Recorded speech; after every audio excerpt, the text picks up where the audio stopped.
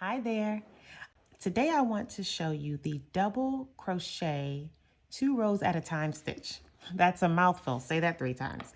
So I'm going to start with our slip knot. I'm assuming that you know how to do that here. And I'm going to chain. You can chain as many as you like, depending on the project you're working on. One of the projects I have to chain in multiples of 4. But here I'm just going to chain a few. Once you have your chains, you have to add 5 more chains for your double crochet 2 rows at a time. Now you may see that some patterns will say 2, 3, 4, 5 to add 6, but I've added 5 and that seems to work pretty well for me. Okay, so now we're going to start off with this particular stitch. What we're going to do is we're going to yarn over, and you're going to go into the 3rd stitch from the hook. So 1, 2, 3, go in there, and you're going to yarn over and pull through. So now you have 3 loops on your hook. You're going to yarn over again, and now you want to go into the 2nd stitch. So you're going to skip 1 stitch, go into the 2nd stitch here, yarn over and pull through again. So now you have 5 loops on your hook. Now we're just going to yarn over and pull through 2, pull through 2 again, pull through 2, and pull through 2. So you'll do that for 4 times total, and you're starting to build your first double crochet 2 rows at a time. Now here's where you want to pay attention, and it will become more evident as you add more rows, is that we're now going to begin working into almost like a side stitch, I guess you could say. You'll see that there's this little slant right there. You see this here? We're going to go into these 2 stitches. I do 2. I think some people will do 1, but we're going to go into these 2 stitches that are, you can say, in front of the slant. So we're going to yarn over. You can turn your work if that helps. And we're going to go into these 2 stitches here, yarn over and pull through. And now you have 3 loops on your hook. Going to yarn over again. And we're going to go into the next stitch. Yarn over, pull up. You have 5 loops on your hook. Now yarn over and pull through 2. Yarn over, pull through 2. Pull through 2 and pull through 2. Remember, we do that 4 times. And look, you're starting to develop your double crochet 2 rows at a time. So let's try that again. You see, here's your slant. We're going to go into these 2 stitches right here. So you want to yarn over. Go into these 2 stitches. I'm trying to pick up extra. There we go. Yarn over and pull up the 3 loops on your hook. Yarn over and go right into that next stitch. Yarn over, pull up a loop, 5 loops on your hook. Yarn over, pull through 2. Yarn over, pull through 2. Pull through 2 and pull through 2. Okay. So you're going to do this until you get to the end. You're going to yarn over again, go into those 2 stitches on the side, yarn over, or the stitch on the side, yarn over, and go into the next stitch, pull up 5 loops, yarn over and pull through 2, through 2, 2, and 2. And look here, you'll start to see those diagonals or those slants that are forming here and joining your rows together, right? So let's do it again. We'll yarn over, go into this stitch on the side, yarn over and pull through, yarn over and go into that next stitch, yarn over and pull up a loop, yarn over, pull through 2, through 2, through 2, and through the last 2.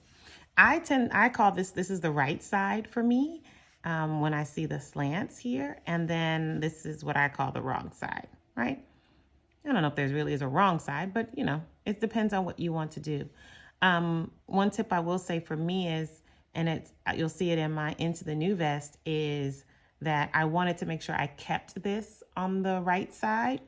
So I would put something different as a row in between so that I could work this back up going from right to left.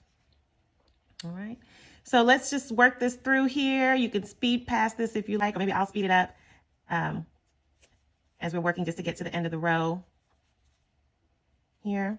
Because I want to show you how you can go to the next row. So yarn over, go to that side, yarn over, 3 loops, yarn over, next stitch, It's always fun when you first get started, right? Because everything kind of twists around there. And let's get this last one yarn over. So you can see my slant. I go on my side and my 2 side stitches here. Yarn over, pull through, yarn over. Let's get into that last one, yarn over. And 4 times you're going to pull through, yarn over and pull through.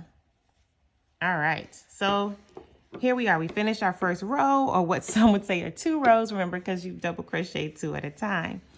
Now, what I tend to do is I tend to turn my work first and then chain, because I felt like it made it easier for me to get into that chain to start off. So I'm going to chain 4, 1, 2, 3, 4. And I'm going to go into the 1, 2, 3, third loop from the hook. So yarn over into that third loop, yarn over, pull up, 3 loops on your hook, yarn over, and then I go into that stitch, that first stitch, yarn over, pull up, 5 loops on my hook. So I'm starting the same way, pull through 2, through 2, through 2, through 2. And already you'll see it starting to develop. Let's do that again. I yarn over. There's my slant starting. I'm going to go into these 2 stitches on the side, yarn over, pull up, and you have 3 loops on your hook, yarn over, go into the next stitch, yarn over again, pull up a loop. Now you have 5 loops on your hook, yarn over, pull through 2, through 2, through 2, and through 2. One thing to note as well is that I do see sometimes is that because of this chain that you do to start off your row, that sometimes it will look a little bit bulky on the side, like it'll protrude a little bit on the side. So it really depends on what you're working on. For this particular one, I'm working on a vest, so I'm going to seam the sides anyway, so it doesn't bother me as much.